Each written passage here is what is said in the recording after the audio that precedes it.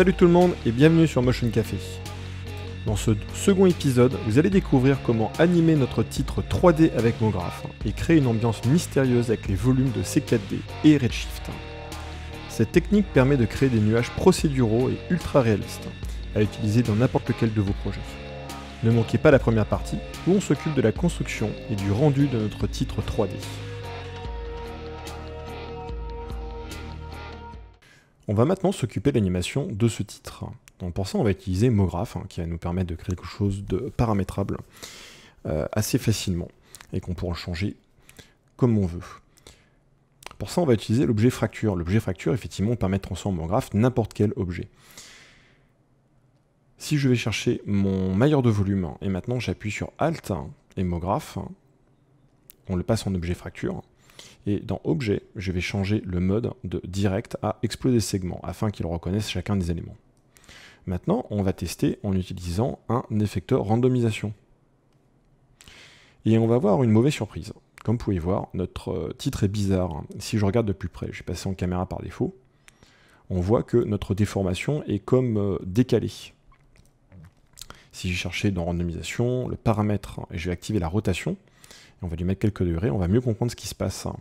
Vous voyez, quand je l'active, c'est comme si notre déformation ne suivait pas vraiment. Ça se voit quand je tourne comme ça. Il y a une raison tout à fait évidente. Vous voyez, là, notre déformation ici n'a pas suivi. Une raison évidente, c'est que notre fracture, effectivement, modifie tout ceci, mais ne va pas s'appliquer au niveau de nos champs qui, eux, restent spatiaux. C'est-à-dire que notre champ large, par exemple, et notre champ small, eux, ne bougent pas et ne vont pas être déformés par notre randomisation. Même si je mets le fracture tout au-dessus, ça pose un problème et ça ne me fonctionnera pas. Donc, on ne peut pas s'en servir de cette manière. Je vais donc revenir en arrière, on va supprimer le randomisation, on va supprimer également le fracture. Alors je fais un clic droit et on va chercher supprimer sur les sous-objets afin de le supprimer de la hiérarchie sans tout casser. On va devoir donc convertir tout ceci en polygone éditable. Là aussi il y a un piège. Si vous allez chercher votre titre, vous voyez que vous n'avez pas la commande rendre en polygone éditable. Si je cherchais mon mailleur de volume et que je le fais, j'appuie sur C, on va avoir une mauvaise surprise. Notre texte est tout plat. Effectivement, puisque le mailleur de volume avait besoin de ça ensuite. On a court-circuité notre hiérarchie. Donc je fais CTRL-Z. On attend que ça revienne. Voilà. Et ce qu'on va devoir faire, c'est notre titre. Je vais faire un clic droit et on va utiliser la commande convertir en objet. De cette manière, ça va nous créer un objet complètement indépendant avec toute notre transformation à l'intérieur. Donc le voici. Je vais pouvoir supprimer l'original, notre titre original, et récupérer notre mailleur de volume que voilà. Alors bien sûr, maintenant, je n'aurai plus l'occasion de changer les paramètres, par exemple niveau de texture, etc. J'ai figé la typo dans son état actuel. Alors j'ai supprimé également l'original parce que je veux avoir de la fluidité dans mon viewport. Maintenant, on va se servir d'un objet fracture là-dessus. Donc je vais prendre mon mailleur de volume, j'appuie sur Alt et on va chercher fracture, afin qu'il soit parent. Ensuite, le fracture, on va lui demander d'utiliser en objet exploser les segments. Et on va rechercher à nouveau pour tester un randomisation. Maintenant, mon randomisation, chercher dans les paramètres et que je bouge, on voit que tout est fluide et tout fonctionne facilement. On va donc pouvoir maintenant l'animer de cette manière. Alors, comment est-ce qu'on va faire? Je vais pour le moment, je vais supprimer à nouveau la randomisation, on va commencer à 0. Dans l'idée, j'ai ma caméra ici, et je voudrais que mes lettres apparaissent en me dépassant par derrière moi, et en tournant sur elles-mêmes.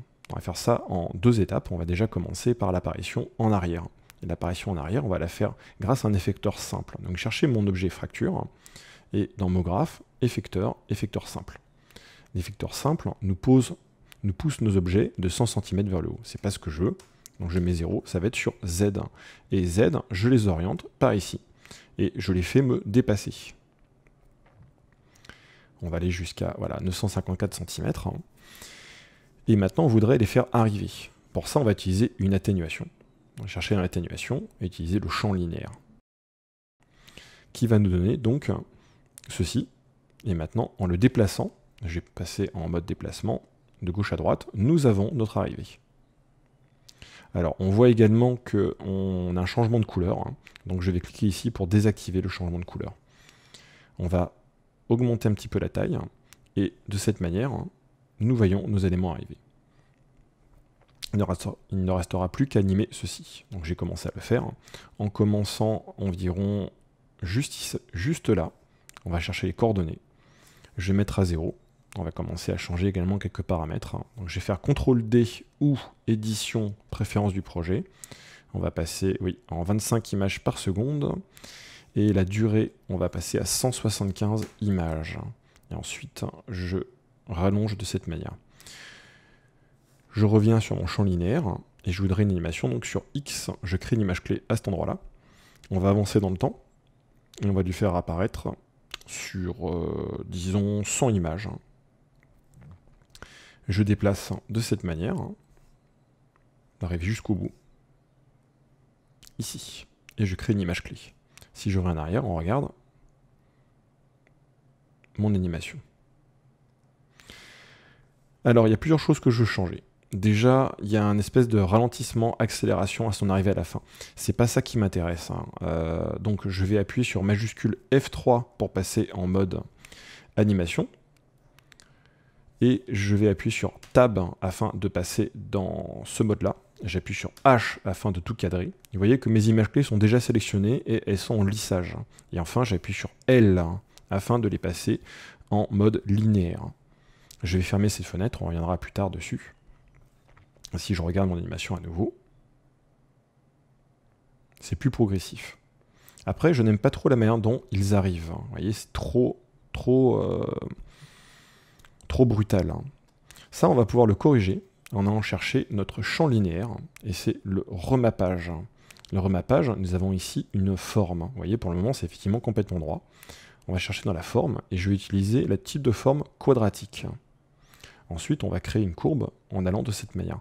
En faisant ça, si je reviens en arrière et que je lance une animation, on va mieux comprendre ce qui se passe. Vous voyez, l'arrivée est beaucoup plus progressive et plus jolie. On va réduire la zone de prédiation de cette manière. Et voici notre titre qui arrive. Vous voyez que c'est autrement plus joli et progressif que tout à l'heure. Alors c'est pas mal, hein. Cependant c'est encore trop régulier la manière dont ça arrive. Je voudrais ajouter un petit peu de hasard là-dedans, et à commencer par effectivement du hasard dans la rotation. C'est-à-dire que mes lettres vont tourner alors qu'elles arrivent. Ça peut se faire facilement. Je vais désactiver mon champ, mon effecteur simple, pour retrouver mon titre tel qu'il est. On va retourner en fracture, et cette fois-ci on va se servir réellement de notre effecteur randomisation. L'effecteur randomisation, donc, nous le randomise de cette manière.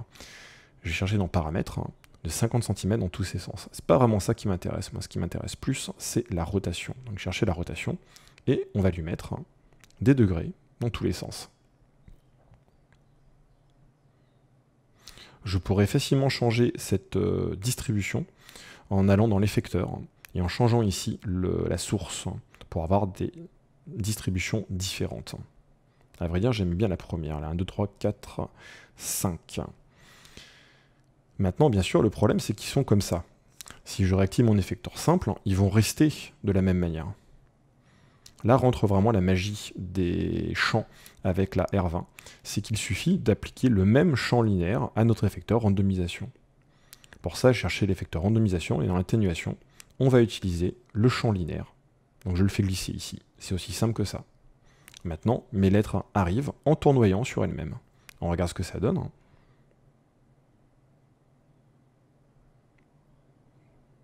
Très sympa. Et je pourrais le changer très facilement en allant chercher mon effecteur randomisation et dans les paramètres, dans l'effecteur, changer ici la source. On va regarder avec cette source-là. On peut en chercher une autre encore. Et ainsi chercher différentes variations. À chaque fois, c'est subtilement différent. Et celle-ci paraît moins irrégulière que les autres. En réalité, je crois, encore une fois, j'aime bien celle-ci, là, 1, 2, 3, 4, 5. Il suffit de m'arrêter, elle est par là. Voilà, c'est intéressant, par exemple, ce passage-là. Ici aussi, j'aime bien ce passage-là. Alors, une petite astuce, c'est appuyer sur J et vous laissez appuyer J et vous déplacez dans le viewport de cette manière, vous pouvez faire une espèce de scrub. Donc J comme jog ou comme Jedi. Ça permet de mieux voir ce qui se passe. Très très pratique en animation. Super, ben on a quasiment terminé. Maintenant j'aimerais faire une petite subtilité en plus. J'aimerais que mes éléments n'arrivent pas peut-être de manière aussi régulière les uns par rapport aux autres. C'est randomiser l'ordre d'apparition très légèrement.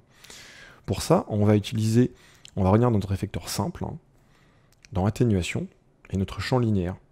Ce qu'on voudrait faire, c'est rajouter par-dessus un champ en randomisation. Le champ en randomisation qui est différent de l'effecteur randomisation, qui va nous permettre donc de randomiser la manière dont le champ linéaire arrive.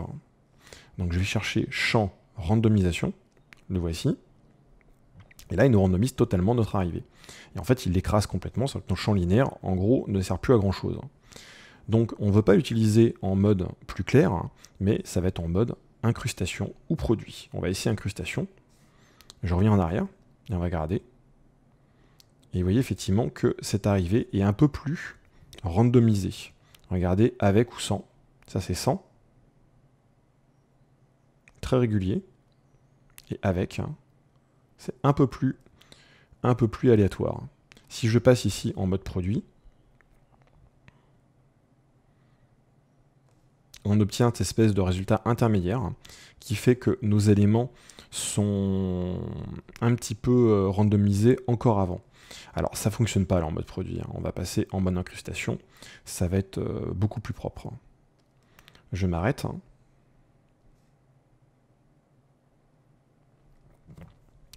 Si on veut être logique, il faudrait avoir la même action sur notre effecteur randomisation qui se trouve au-dessus. On est bien d'accord que l'effecteur simple utilise le champ linéaire et le champ randomisation, et l'effecteur randomisation utilise le même champ linéaire et la randomisation. Alors on va faire une petite astuce, là aussi pour gagner du temps. Je prends mon effecteur simple. Nous avons notre champ randomisation et notre champ linéaire. Je vais prendre les deux, avec majuscule, on va faire un clic droit, et on va lui demander de créer un nouveau groupe de champs. Alors pas le nouveau dossier, le nouveau groupe de champs, qui va nous permettre de créer un groupe de champs qui comprend ce champ randomisation et ce champ linéaire. Le groupe de champs se trouve ici. Je vais faire passer mes deux champs à l'intérieur. Alors ça, c'est vraiment l'organisation visuelle. On n'a pas besoin de l'avoir à l'intérieur de ça.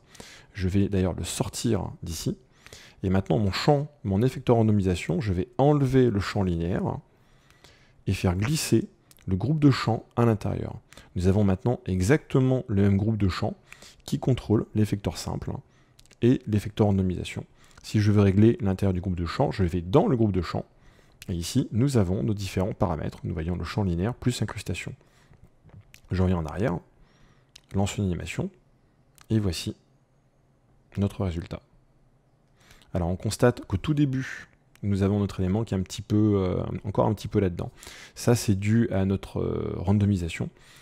Je vais chercher mon effecteur simple et on va tout simplement les faire démarrer plus loin. Je vais dans Paramètres et on va utiliser Z et éloigner un petit peu Z. Maintenant, si je lance animation, vous voyez que ça fonctionne. Tout ceci va me permettre d'encore fluidifier l'animation si j'utilise avec notre groupe de champs, tout à la fin, l'effecteur délai. L'effecteur délai va nous permettre de lisser le résultat final de tout ceci. Et comme je le fais sur le groupe de champs, il va le faire sur tous. Donc si je mets le délai comme ça par défaut, à 50%, je reviens à 0, je lance animation, et on voit notre arrivée totale, progressive, et fluide. Vous voyez la manière dont ils arrivent, de manière très fluide, très posée, grâce à ce délai. Si j'augmente l'intensité de l'effet, ça sera encore plus lissé, pour créer par exemple ce genre d'apparition. Vous voyez que les 105 images ne suffisent pas. On pourrait même, alors là ça ne s'y prête pas, mais le passer en mode élasticité, qui nous permet de créer ce genre d'animation. Alors en élasticité, pour que ça fonctionne, il faudrait enlever l'écrêtage ici.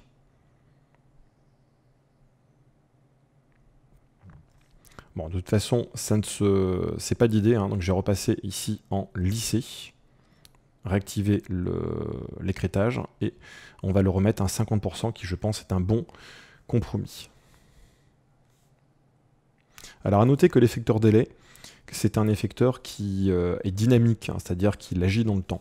Je ne peux plus vraiment aller d'avant en arrière comme ça, parce que je n'ai plus un bon résultat. Je ne peux pas scrubber de manière vraiment réaliste comme ça. Si vous voulez avoir la possibilité de scrubber et vraiment regarder ce qui se passe, vous êtes obligé d'utiliser ici sur le fracture, clic droit, on va utiliser dans MoGraph, et je vais lui demander de faire un cache MoGraph. Donc cache MoGraph, je vais mettre en cache, il va tout enregistrer.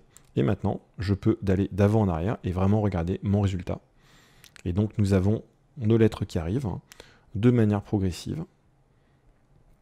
Et je dirais une animation finale.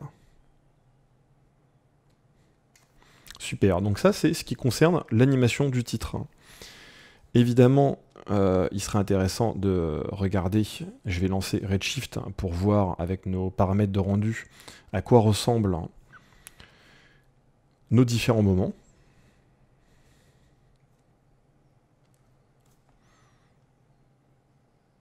Là, nous avons notre arrivée. Alors, on est très grand on va passer plutôt original size, on va mettre fit window, voilà. Et nous avons, voilà, ces moments intéressants, vous voyez, quand notre lumière attrape et lance des reflets. Ça, c'est très intéressant. Vous voyez ici. Et se pose vers la fin. Ça crée un mouvement général dynamique qui est vraiment sympa. Ça sera d'autant plus intéressant lorsque nous aurons notre flou de mouvement. Parfait.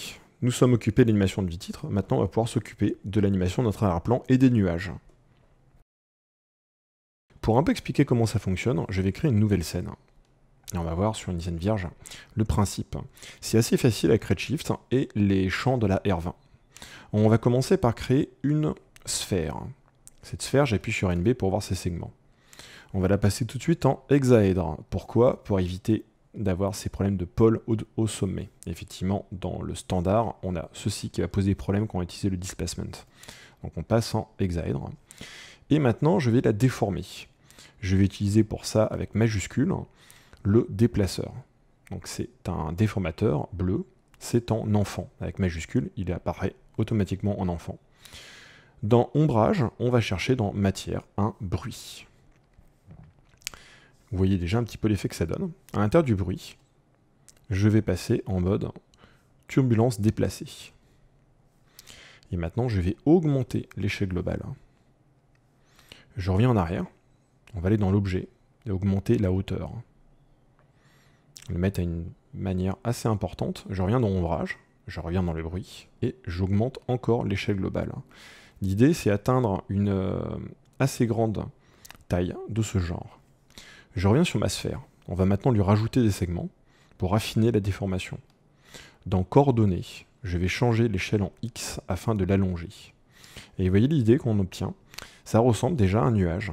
Ça, c'est grâce à notre turbulence déplacée. Si je reviens dans le déplaceur, je peux tout à fait changer la source pour avoir différentes formes de nuages. Par exemple, celui-ci m'a l'air pas mal. On peut changer sur l'échelle globale et également d'autres paramètres. Pour le moment, je pense que ça ira. Cet objet va nous servir de base pour notre nuage. On va utiliser maintenant les outils de volume, les volumes qui se trouvent là. On va se servir déjà du générateur de volume. J'appuie sur Alt afin qu'il soit parent. Vert, c'est toujours parent, avec Alt. On obtient ceci, et je vais dans Objet. Et le type de volume, plutôt qu'utiliser les champs de distance signés, qui sont parfaits pour obtenir des formes concrètes, on va utiliser plutôt le brouillard. Donc le brouillard peut paraître assez mystérieux au premier abord. Maintenant, il est indispensable de s'en servir pour créer des volumes tels que des nuages. La taille de voxel, on va tout de suite la baisser. Vous voyez effectivement qu'on a une espèce de définition de grille avec des petits points dans l'espace. En baissant la taille de voxel, on obtiendra plus de définition. J'ai passé à 5. Alors faites attention parce que cette taille ici, c'est une taille qui augmente au cube. C'est-à-dire qu'en passant de 10 à 5, j'ai divisé par 2. En réalité, j'ai augmenté au cube cette valeur. Donc c'est 2 fois 2 fois 2. Donc on est passé de 8 fois plus de définition. Alors pour le moment, c'est encore suffisamment peu précis pour que ça soit rapide. Mais faites attention si vous baissez dans vos valeurs tout à l'heure. On a un petit truc à faire avant de commencer à le rendre, c'est aller chercher notre sphère ici. Et on a une option très importante à appliquer. C'est atténuation maximum du voxel. Donc appliquez là, c'est très important. Vous allez voir cet effet qui apparaît. On va déjà pouvoir commencer à faire un rendu de cette chose et regarder un peu notre base de nuages. On va créer avec Redshift un matériau de volume. Le matériau de volume ne fonctionne qu'avec certains objets, tout ce qui est OpenVDB. Il se trouve que ce générateur de volume, en fait, nous crée un OpenVDB. Je vais l'appliquer sur notre générateur de volume. Je reviens là, et on va aller dans volume, et regardez nos différents réglages. Le plus important ici, c'est le scatter channel. Ça ne fonctionnera pas tant que ce n'est pas rempli. La petite flèche ici nous indique quoi chercher. Et vous voyez que nous avons Volume Builder et notre générateur de volume. Je vais l'activer. Maintenant, il faut éclairer tout ceci. Alors pour gagner du temps, je vais créer un système de Redshift Sun Sky Rig. Pour le moment, on essaie d'obtenir vraiment le nuage classique. Je vais maintenant aller dans les paramètres de rendu. On va passer en Redshift et on va utiliser la GI. Généralement, quand on utilise le Sky Rig, utilisez la GI avec, ça fonctionnera mieux. On va utiliser du brute force dans les deux paramètres. Si maintenant je lance mon RV,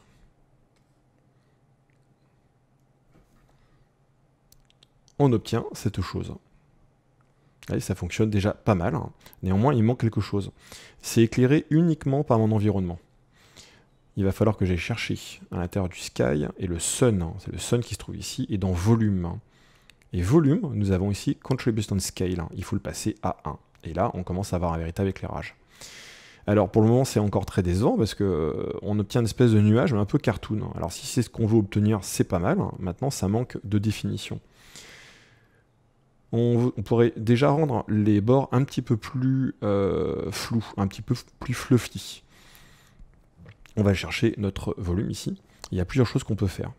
L'une des plus évidentes est déjà aller chercher dans Advanced. Et dans Advanced, nous avons le Density Remap Range. Et c'est le New Max qui nous intéresse. Alors, je n'explique pas en détail ce que ça fait ici, mais je vous dis que c'est là que c'est intéressant d'aller chercher. Et si je baisse mon New Max, vous allez voir qu'on va un petit peu affiner nos bords et rendre notre nuage de plus en plus inconsistant, c'est-à-dire de plus en plus vaporeux. Vous voyez, déjà à 0,29, c'est intéressant. Ensuite, on va chercher dans Basic, et nous avons ici un Scatter Coefficient. Si j'augmente mon Scatter Coefficient, on va commencer à le rendre un peu plus clair. Et après, ça va être une question de gérer entre le Scatter Coefficient et le Absorption Coefficient, afin de le rendre plus ou moins transparent, plus ou moins léger. Si je baisse mon Absorption Coefficient, il va devenir de plus en plus vaporeux, de plus en plus transparent. Si je me balade par là, on va essayer de trouver notre soleil qui part ici, voilà, et je le mets ici, on voit pour le moment il est encore complètement opaque. Il y en a quand même cette espèce de transparence. Si je baisse l'absorption coefficient, et je baisse maintenant le scatter, au bout d'un moment on commence à faire apparaître notre soleil à l'intérieur. Si vous voulez des nuages d'orage, vous allez certainement augmenter votre scatter coefficient et votre absorption coefficient. On va le baisser un petit peu. Voilà, on a ce côté très sombre, très épais par en dessous. Si je regarde maintenant par là, on a cette espèce d'ombrage typique. Alors ça aussi c'est intéressant, vous voyez l'espèce de pixelisation qu'on voit là? Si on attend suffisamment de temps, on voit apparaître nos voxels. Ça c'est la définition. Effectivement, nous avons toujours notre générateur de volume qui est à 5 cm. C'est pas très défini. Si je passe à 10, ça va être encore pire. On attend qu'il mette à jour. Alors, je recharge. Voilà. Et là, c'est vraiment horrible. On voit bien effectivement nos voxels qui ne sont rien d'autre que des pixels carrés. A l'inverse, si je le mets à 2 cm, alors il va prendre un certain temps à rafraîchir, voilà, on fait disparaître plus ou moins nos problèmes de crénelage de pixels. Et donc, nous avons notre forme. Alors, vous allez me dire, c'est sympa ton truc, mais ça ressemble toujours pas vraiment à un nuage. C'est encore quand même un petit peu anguleux, un petit peu... Alors, il y a plusieurs choses qu'on peut changer. Aller dans la sphère et augmenter le nombre de segments, déjà pour un petit peu baisser ici cette espèce de pointe. Si je passe à 80 segments, vous voyez que ça affine un petit peu les bords. voyez que tout fonctionne ensemble. Le nom de segment ici, l'intensité de votre déplaceur et la définition de votre taille de voxel. Là, on commence à avoir une idée. Maintenant, c'est trop opaque. Un nuage, c'est pas vraiment comme ça. Un nuage, c'est un petit peu mangé sur les bords. C'est là que rentrent en jeu les champs à nouveau. Je vais créer un nouveau champ. On va chercher ici le champ directement. Et on va créer un champ randomisation. Ce champ randomisation, je vais le faire rentrer à l'intérieur du générateur de volume. Vous allez voir quelque chose apparaître, pas vraiment, oui, c'est normal. On va dans le générateur de volume, et on va voir notre champ randomisation ici, et en mode normal, et surtout en bas, espace de création, boîte. On ne veut pas créer une boîte, on veut qu'il s'applique au niveau de l'objet qui se trouve en dessous. Donc je passe ici, espace de création, objet.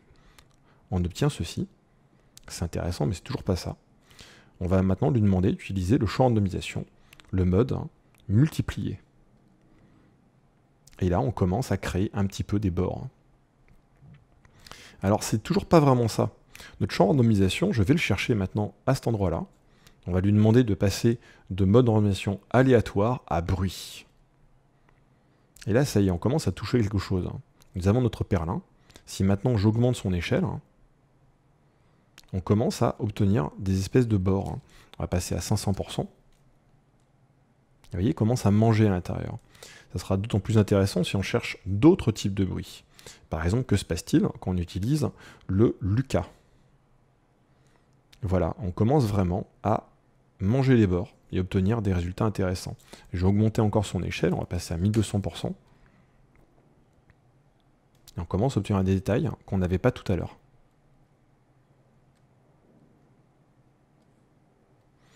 Détails qui seront d'autant plus visibles si vous travaillez encore une fois ici avec le scatter coefficient et l'absorption. Je vais refaire un truc un peu plus transparent. Et vous voyez qu'on commence à obtenir un petit peu des formes de nuages. Et après, de cette manière, vous pourrez rajouter encore d'autres bruits les uns par-dessus les autres. Quelque chose de très important également dans notre champ randomisation, c'est le remappage. En travaillant ici sur votre remappage minimum et maximum, vous obtiendrez des formes différentes. Si je fais ceci, ou si je fais cela. Encore mieux, je vais repasser à 100%. Et regardez ici, le type de forme, on va passer en quadratique. Si je l'augmente de cette manière, on commence vraiment à obtenir des formes intéressantes. À l'inverse ici, quelque chose de plus compact. Enfin, vous pouvez utiliser tout simplement une courbe. Et là, vous avez un contrôle absolu. C'est-à-dire que je peux régler des paramètres de cette manière, en l'amenant ensuite par là.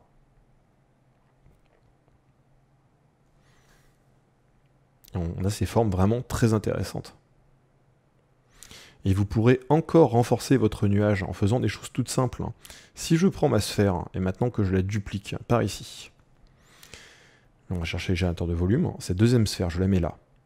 Je lui demande de travailler en mode max. Et je lui demande d'utiliser atténuation maximum du voxel. Quoique regardez que même comme ça, c'est intéressant. Mais j'ai quand même passé en atténuation maximum du voxel. Ensuite, je vais déplacer cet objet par là. Alors, je me suis trompé. C'est la sphère, la deuxième sphère que je veux déplacer. Donc je l'attrape, on va l'amener par là. Et maintenant, ma sphère, je vais lui augmenter sa taille. On va lui demander, allez, 150%. Et enfin, notre déplaceur, on va lui demander dans le bruit ici. Donc ça, c'est la forme générale du nuage. On va changer tout simplement le seed. On va obtenir une forme complètement différente. On attend qu'il se mette à jour.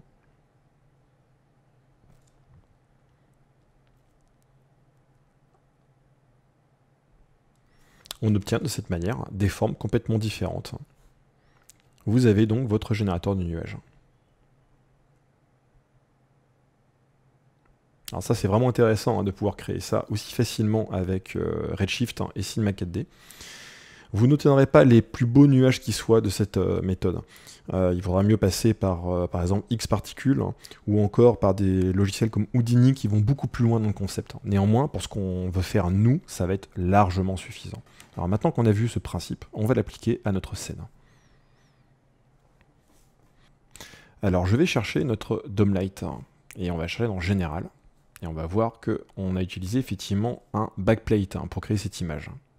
Je vais la désactiver, ce qui va nous permettre d'enlever ensuite le Enable Background. Ce qui veut dire que maintenant, si je lance un rendu, on va être sur un fond noir transparent, où on peut mettre ce qu'on veut. Alors justement, on va s'en servir pour créer notre nuage. On veut créer un gros nuage. On va utiliser globalement la même technique, avec une toute petite nuance. Je crée une sphère, donc je vais un peu plus vite, parce qu'on a déjà vu tout ça. On va utiliser un hexaèdre, on va mettre au moins 80 segments. Je vais augmenter dans son échelle ici. J'augmente son échelle d'une manière générale. On va regarder dans la vue de haut, et maintenant je vais l'orienter par là. Il faut qu'il soit à l'arrière, c'est important, qu'il ne soit pas trop dedans notre objet. Ma sphère, je vais encore augmenter sa taille. Et je vais peut-être finalement réduire ici, augmenter un petit peu comme ça. Par là, j'augmente encore sa taille. Je veux que ça couvre beaucoup, mais pas trop. Voilà, maintenant, je vais chercher le déplaceur. Encore une fois, je vais vite parce que je refais ce qu'on a déjà vu. On va utiliser le bruit. On va chercher notre turbulence déplacée. J'augmente considérablement son échelle. Évidemment, on ne voit rien là parce que j'ai un énorme objet. Donc il va falloir ensuite aller dans Objet et augmenter beaucoup sa hauteur. Voilà, ça commence à être quelque chose. Je retourne dans Ombrage et je vais encore augmenter son échelle. Voilà, c'est plus idée comme ça. Je reviens en arrière encore, l'objet, augmenter encore la hauteur. Je retourne en Ombrage et maintenant ce qui m'intéresse c'est utiliser la vitesse d'animation. Je vais augmenter cette vitesse d'animation parce que je veux que ça bouge dans le temps. Donc on va lui mettre suffisamment de durée. Regardez ce que ça donne. Pour lier une évolution, vous voyez. Alors elle est... ouais, peut-être un petit peu trop lente. On va passer à 0,2. On va lancer une lecture et voir ce que ça donne. Très bien. Donc ça c'est ma base.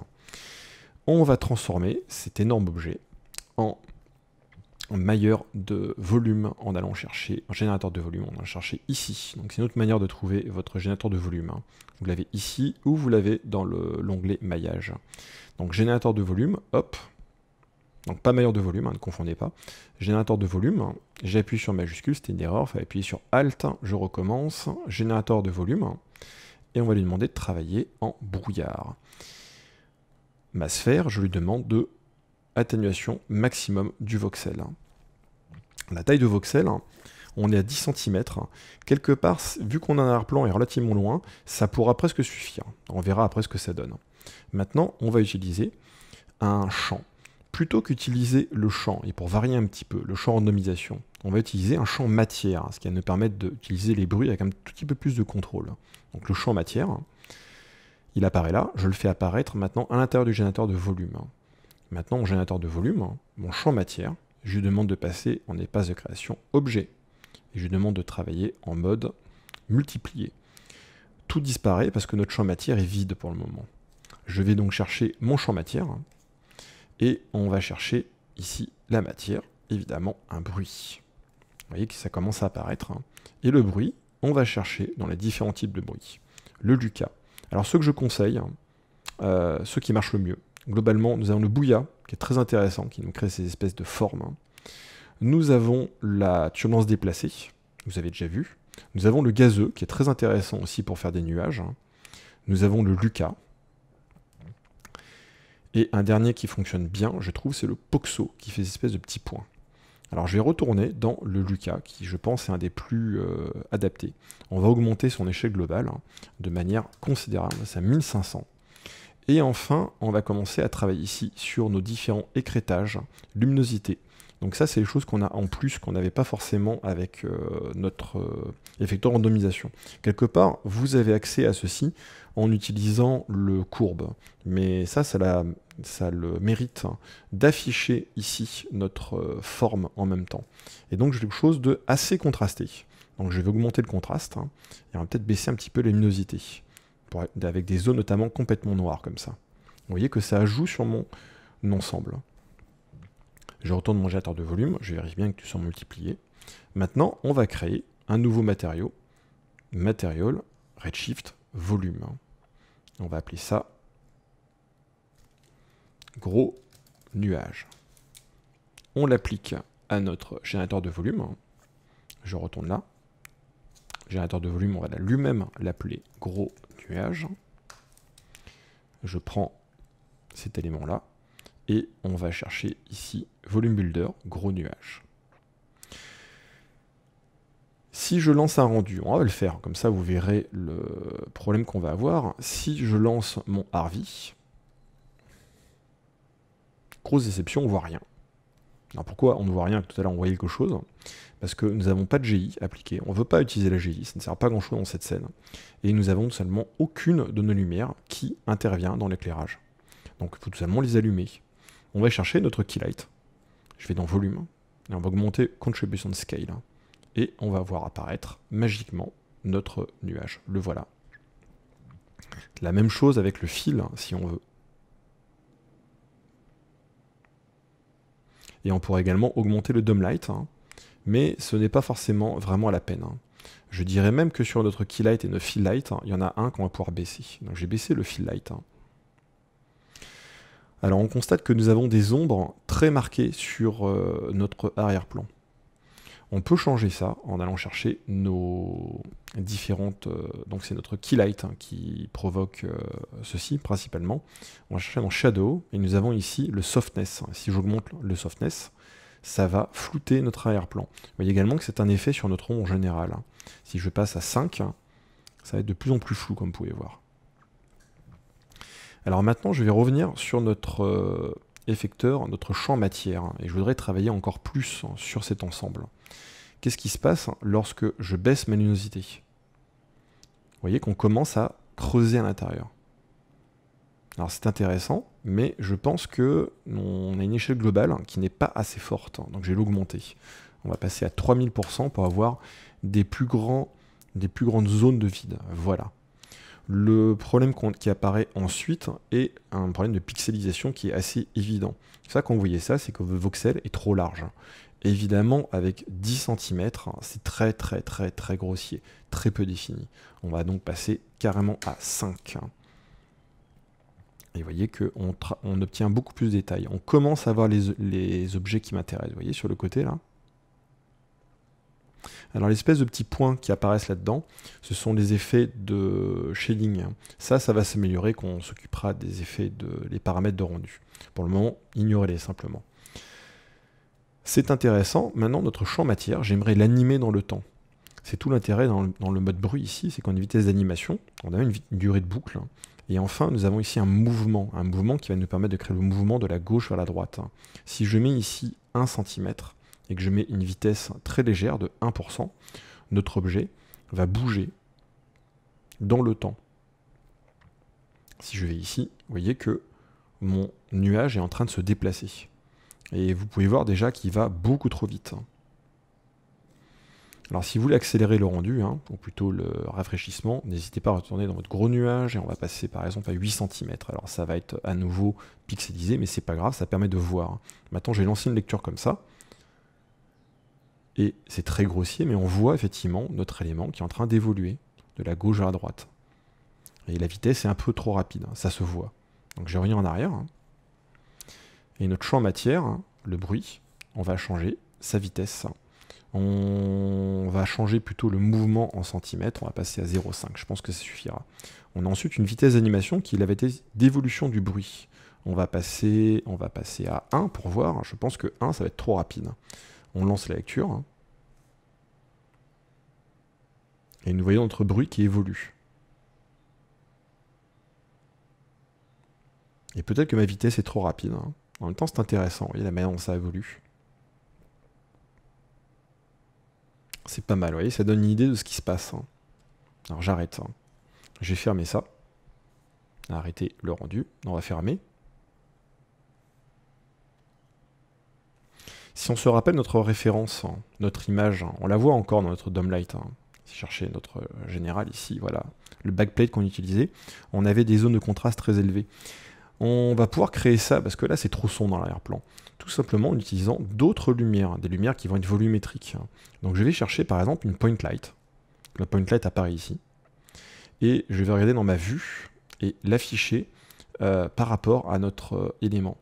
donc notre nuage qui se trouve là, sa limite se trouve ici. Je vais faire venir ma lumière à l'intérieur, ma point light. Donc on va l'amener par exemple par là. J'essaie de la déplacer par ici. Et maintenant, on va lui demander dans volume, la contribution de scale à 1. Et enfin, on va falloir augmenter constamment son intensité. On augmente, on peut y aller carrément comme ça. Et vous voyez, sa taille qui augmente. Et déjà à 10 000, je pense qu'on est pas mal. Vérifiez bien nos volumes que nous sommes à 1. Et on va regarder ce que ça donne avec notre Harvey.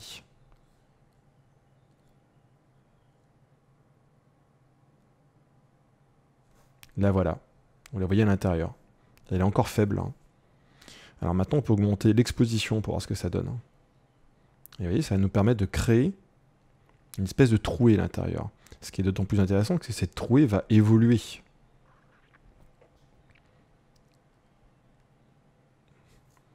Et par exemple, là, je pense qu'elle n'est pas assez forte. Je vais augmenter son intensité ici. On va passer à 1,5. Donc dans des zones complètement vides, elle apparaît comme au début. Là, elle est même complètement invisible. Et après, voilà, là, dans une grosse trouée, elle apparaît de manière très forte et après, elle se fait complètement submerger par le reste. Alors ça, c'est également une question à jouer sur le nuage. Vous voyez qu'au bout d'un moment, quand elle est vraiment à l'intérieur du nuage, elle disparaît totalement. Il faut rendre le nuage tout simplement plus transparent. Je vais donc chercher mon matériau de nuage. Et on va baisser maintenant le scatter coefficient et l'absorption. Si je baisse l'absorption, qui va être vraiment l'élément qui va faire pénétrer la lumière, comme vous pouvez voir, il faudra que je baisse un petit peu mon scatter coefficient. Là, par exemple, clairement, elle réapparaît, mais elle est un petit peu trop, je dirais, présente dans l'ensemble. Voilà, là, c'est intéressant. Assez souvent, en fait, vous allez avoir ces deux paramètres qui sont assez proches l'un de l'autre. Alors ça, je ne l'ai pas expliqué, mais vous pouvez tout à fait jouer également ce scatter remap, qui va nous permettre de coloriser l'ensemble. Il se trouve que là, on veut rester noir et blanc, donc c'est très bien. Mais c'est intéressant également de jouer sur l'aspect global. Et vous voyez, nous avons notre lumière qui apparaît plus ou moins. Je vais me mettre à cet endroit-là. Là, la lumière est suffisamment puissante pour réussir à quand même faire apparaître certains endroits. Alors je vais revenir dans mon champ matière. Je pense que mon champ matière, je suis allé peut-être un petit peu trop fort sur la luminosité et le contraste. Je vais remonter ma luminosité à 18% pour avoir un peu moins d'éléments sombres. Je reviens en arrière.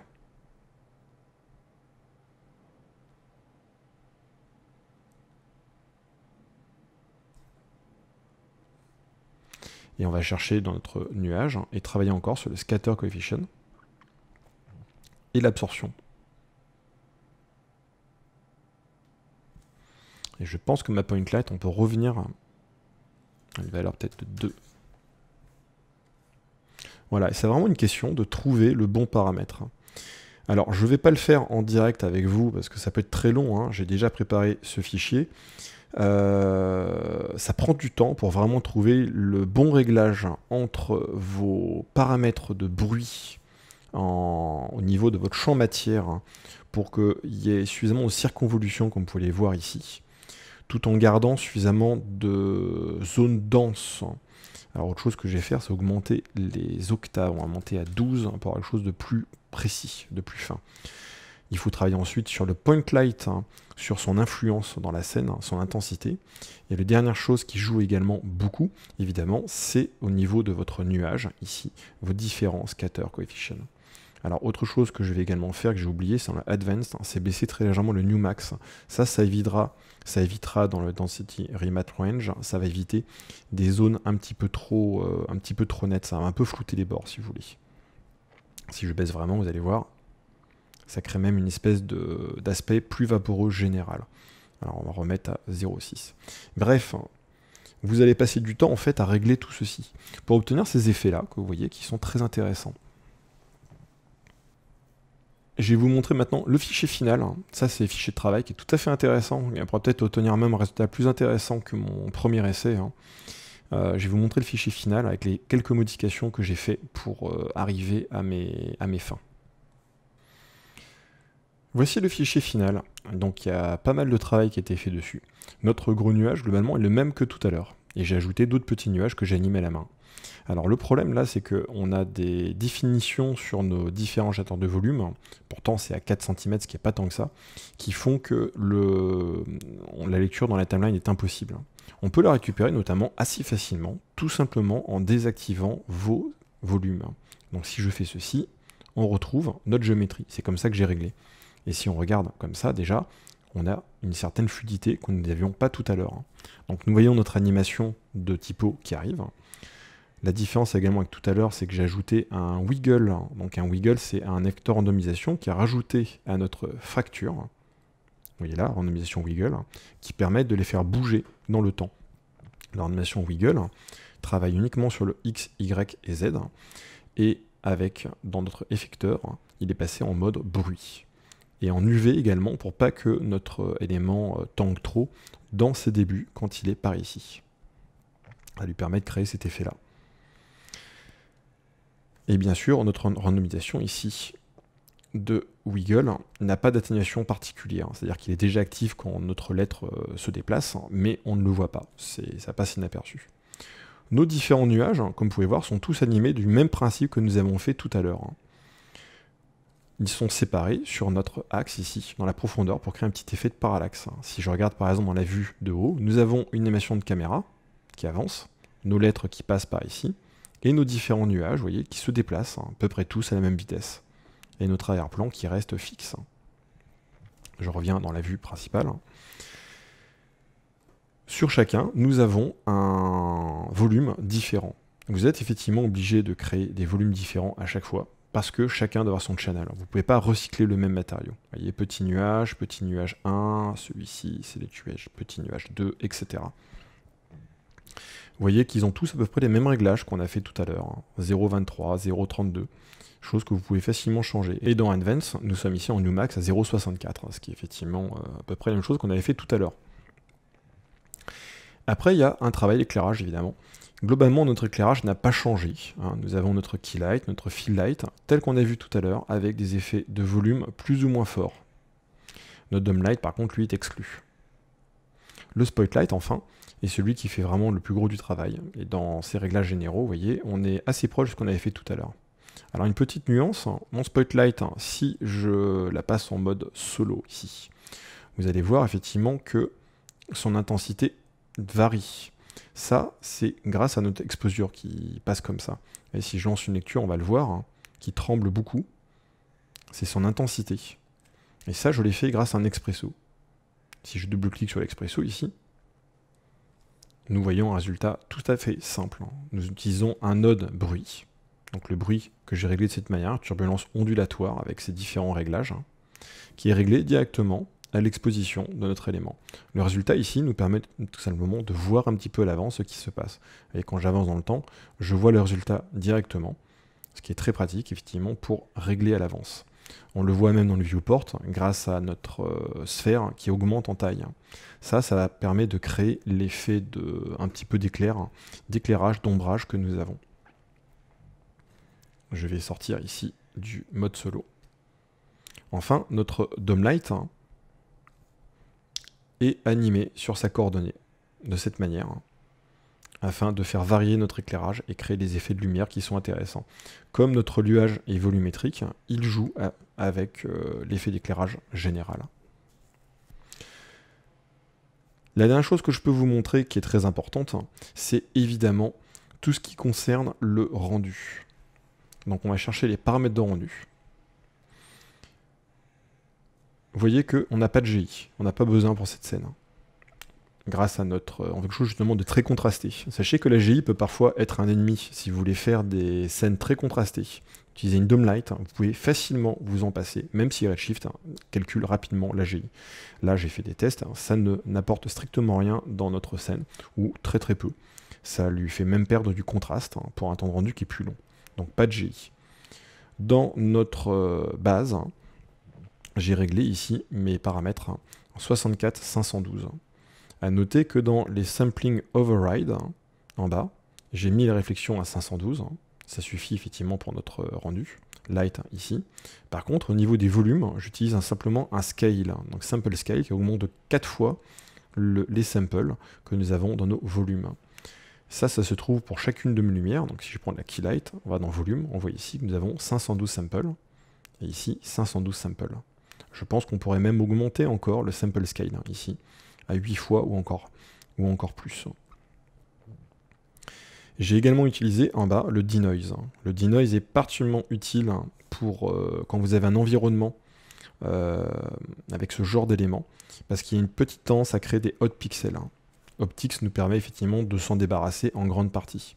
Autre chose qui limite les hot pixels, c'est-à-dire les pixels brillants qui peuvent apparaître à certains endroits, c'est un sample filtering. Passer ici ces deux paramètres à 1. Ça permet de limiter nos effets. On perd un petit peu de contraste dans la scène, mais ce n'est pas très grave, parce qu'on en regagne beaucoup naturellement, et notamment grâce au post-FX.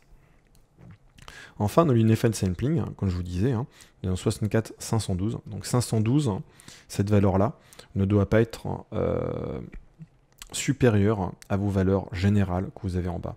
Ça me fait réaliser ici que notre valeur de light devrait être à 512, sinon ça n'a globalement aucun intérêt. Et 64 sera les endroits qui vont être les moins définis, à quelle valeur il les calcule. Notre Adaptive Error Threshold consiste tout simplement la distribution des samples entre ces deux paramètres. Si vous voulez avoir vraiment un très très bon résultat, il ne faut pas hésiter à baisser cette valeur bien en dessous. Par exemple ici à 0,01, qui est plus proche des paramètres de rendu finaux. Alors évidemment, ça se paye en temps de rendu, évidemment, parce que c'est plus long. Au total, ça nous donne donc une animation très intéressante. Vous voyez qu'on peut tout à fait avoir un temps réel en lançant une lecture comme ça. Nous voyons ce qui se passe. Nous pouvons changer nos différents paramètres. Et vous changez, vous activez vos différents éléments afin de les calculer. Les calculs générateurs de volume qui prend un certain temps à faire. Comme tout animé là-dedans, à chaque image, il va devoir remodifier les résultats du générateur de volume. Sachez qu'il existe une option pour réutiliser un VDB sans avoir besoin de le calculer à chaque fois, parce que dans mes tests, ça prenait facilement une bonne minute, voire 1 minute 30 à chaque image uniquement pour calculer les Open VDB. Vous pouvez les précalculer à l'avance. Ça se fait assez facilement en prenant par exemple le gros nuage. Je vais ensuite faire chercher dans Fichier, Exporter, et on va chercher ici VDB. Il va me demander de l'enregistrer quelque part. Donc je mets ici par exemple dans VDB. Vous voyez que j'ai déjà fait un test avec mes gros nuages. Donc je vais en reprendre un en supprimant ces paramètres. On appuie sur OK. Et il va nous les exporter à ces valeurs-là, de temps en temps, avec le nom et animation, bien sûr, vous dites oui. Alors l'exportation peut être assez longue. Les tests que j'ai fait chez moi, j'avais effectivement une bonne minute pour chacun des VDB, mais ce sont des minutes que vous gagnerez au moment du rendu. Après, pour charger ces éléments-là, je vais tout seulement désactiver mon nuage, le rendre invisible. Si vous voulez le réutiliser, vous utiliserez avec Redshift le Redshift volume. Donc on ne pas compter avec le matériau. Ça, c'est l'objet volume. Cherchez le volume. Vous allez dans la passe. Vous cherchez votre gros nuage ici. Cherchez celui-ci.